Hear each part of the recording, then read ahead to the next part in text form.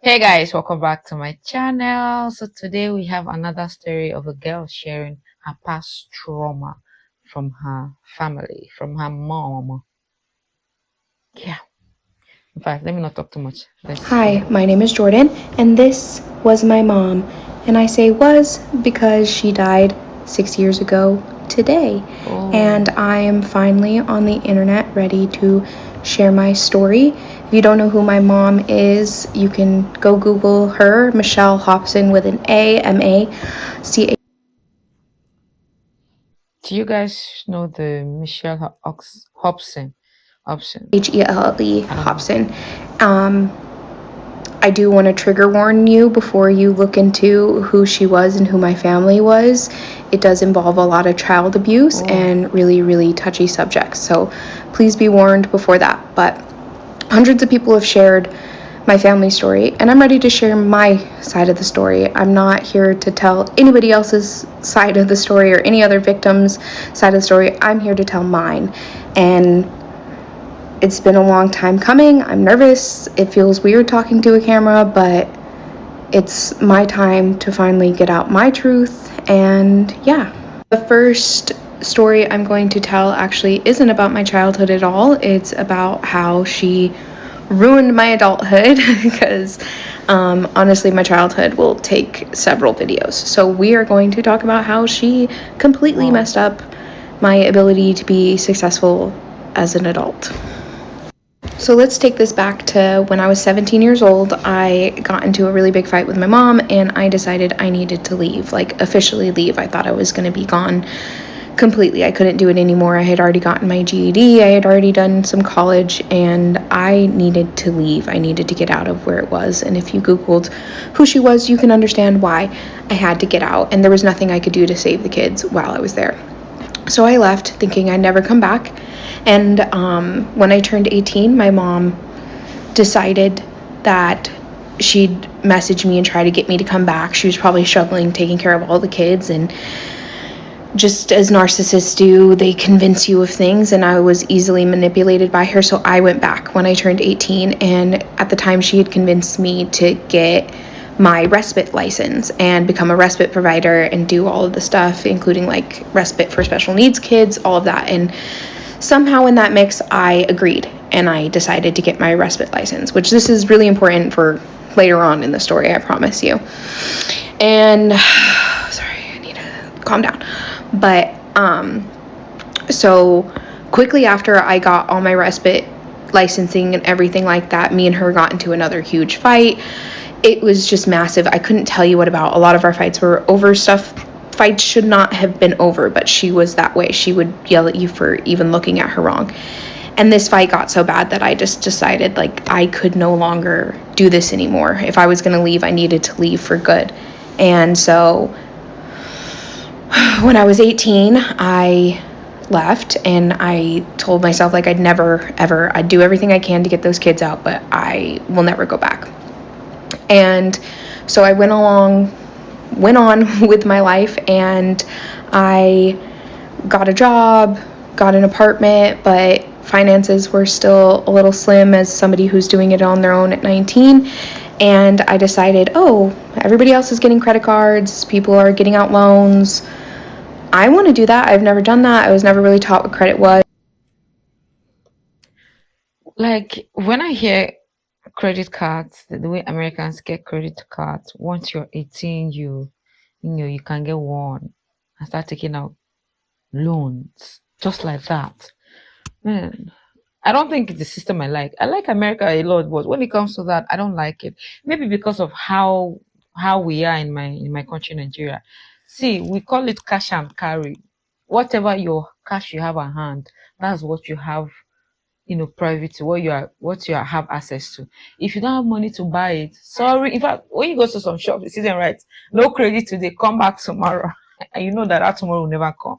So anything you don't cannot pay with cash. Sorry. I'm talking about house, car, you name it. You have to have your cash to pay for it. So we pay everything in full here in my country. So if you don't have the cash, and I like it, it makes it easy for one to be contented. If you want to get anything, you work for it. Let me show you guys this handcrafted tie and dye shirts. It's so lovely. It's one of my favorite thing. Let me show you another. So this comes in blue and white.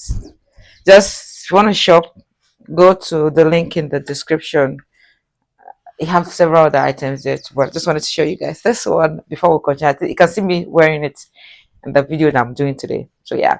So for those of you that may want to something like this done for you, maybe for your bridal showers, anything for school, anything you want, like a group, like a bulk order, you want it a specific one done for you. There's my direct email is in my description. Send me an email with your order, then we can take the discussion from there. But yeah, let's continue this video. Let's go back to the video and go and get it. I think I I like that. paid it no mind, but as a 19-year-old, I thought, let me go apply for a credit card. So I went to apply, denied.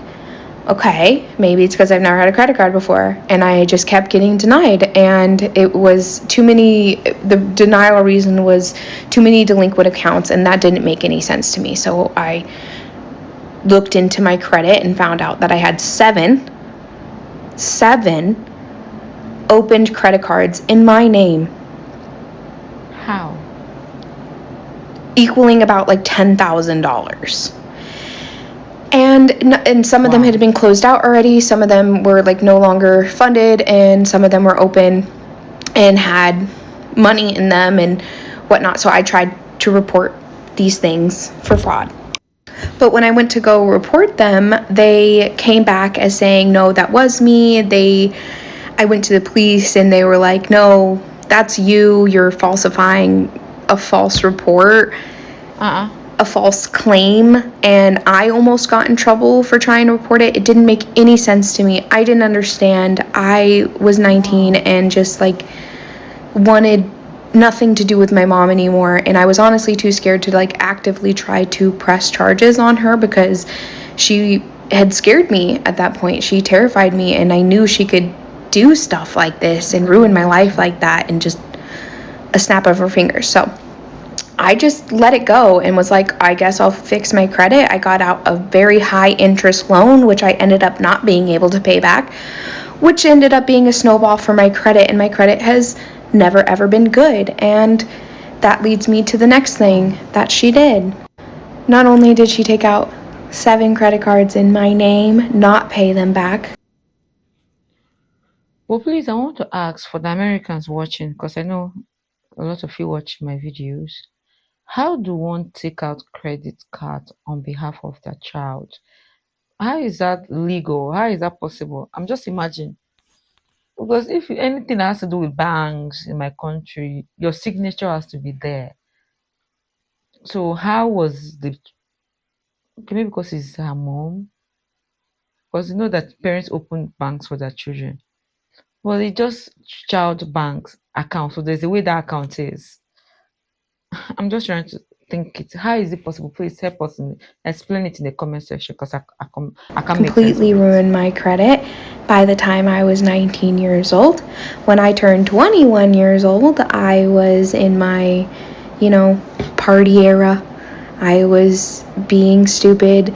I met my daughter's dad and got pregnant with our first baby. And I didn't have health Wow. insurance. I was working, but again, 19 and stupid, I didn't get health insurance at my job, and there was no open enrollment. I didn't know anything about it, so somebody told me to go get access. So I did as anybody who's pregnant and needs health insurance. I went to the DES office to get access, right? Right. You would think it's that easy. So I go into the DES office. I'm letting them know what's going on. They're doing, if you never filled out for access or government assistance, they ask you about 1,000,000 questions, and they do what's called an interview, and that's where they ask you those 1,000,000 questions. So they sat me down, and we get to the income part, and their machine blips up something, and they go, well, we show you here making $68,000 a year. And I'm like, Eh? $68,000 a year? Like, I was making maybe like $38,000 a year back then, okay? I thought $11 an hour was like baller money back then. So there was no way I was making $68,000 a year. So I'm like, no, you have to have something wrong. And she turns the computer monitor around to look at me, and it shows that I make $68,000 a year. Have you guessed it? Doing Wow. respite for Michelle Wow. Hobson. It even said her name Oh. on it. And my flabbers were gasted. Like, excuse me? Wow. I didn't even know what to say to the lady. I started crying and I was like, I tried to explain the situation, but she just looked at me like, Mm-hmm. yikes. So I didn't have health insurance. I couldn't get health insurance.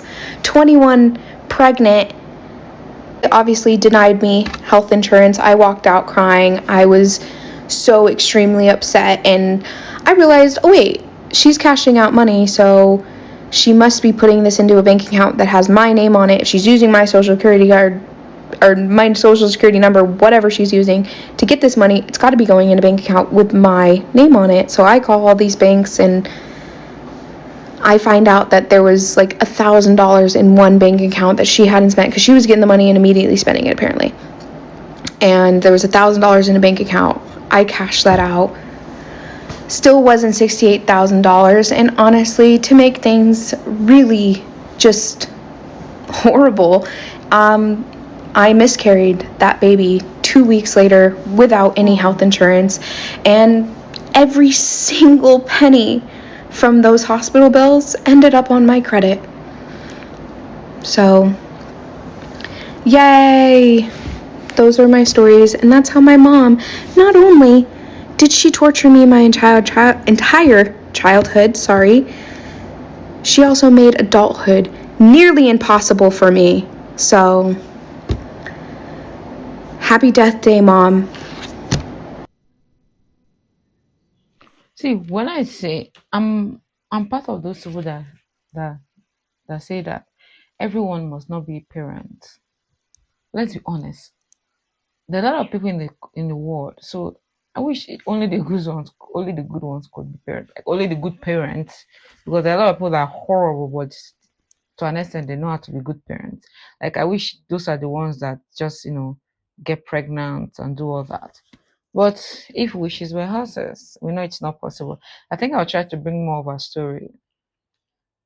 I'll bring more of our story because our story seems to be interesting. So let's see how much more I can bring. See you.